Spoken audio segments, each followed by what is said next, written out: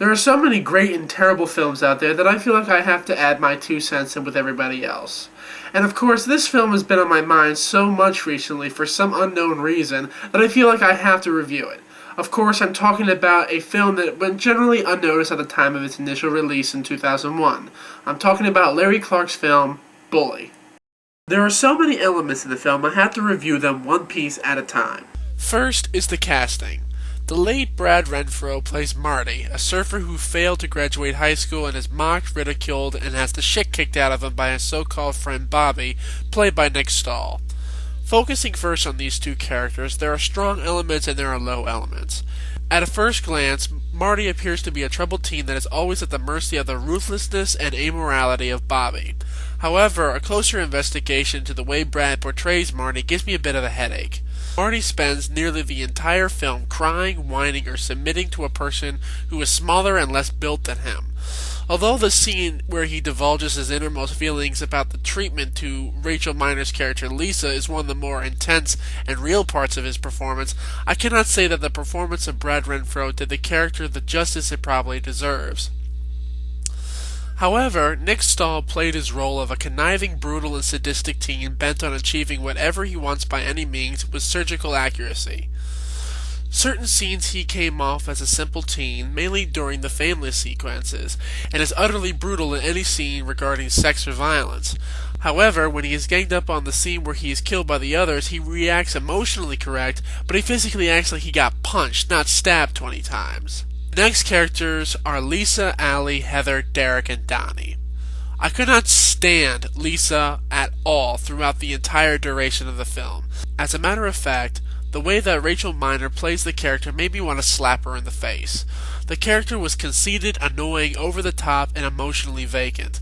I could only see one basic emotion: pissed off. Even the scenes where she's supposedly confessing her love about Marty, she still has the same annoying, almost sarcastic demeanor. This selfish, pissy attitude is so strong throughout the entire movie, I only found myself waiting until the scenes with her were over with. Unfortunately, she was one of the main characters, so it was a bit of a pain to watch the whole thing, regardless of all the other elements of the film. Allie, though she was in the film as much as Heather, Donnie, and Derek, she brought the least amount of character development out of the minor characters. At first she seemed to be a scantily clad girl who fucks around too easy until the scene that preludes her rape. She gives some background about herself and then they really get into it again. What a surprise. However, Bissell Phillips plays the scene with stunning realism. For that I give the character a pass. Heather was one of the more obscure characters in the film, but she was interesting, especially when she relates the part of her family history. A dive into her psyche actually comes at just the right time, and I thank the screenwriters David McKenna and Roger Pulis for placing it at just the right point. Derek was such an obscure character, the only time he actually shows any sign of emotion is when he was flipping out in the arcade on LSD, and right when he was about to throw Bobby's body into the marsh. And Donnie, played by the versatile and always entertaining Michael Pitt, was one of my favorite characters.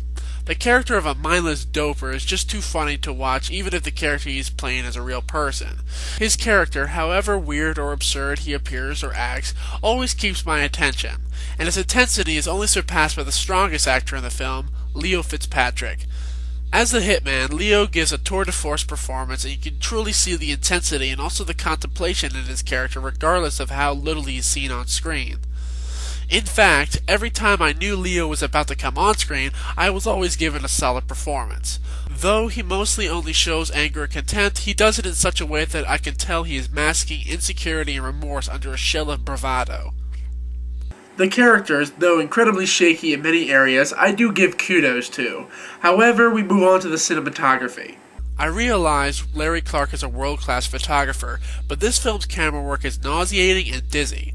Director of photography Steve Gaynor and Larry Clark have teamed up to create a visual nightmare, and I say nightmare in a positive way. This film is beautiful in a grotesque manner, which it should be.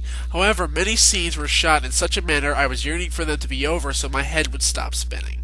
With these elements, along with the risque and avant-garde direction of Larry Clark, who redeems his love for exploitable elements lost after kids, I have to say it's an overall good film, but however, I give this movie a rating of passable.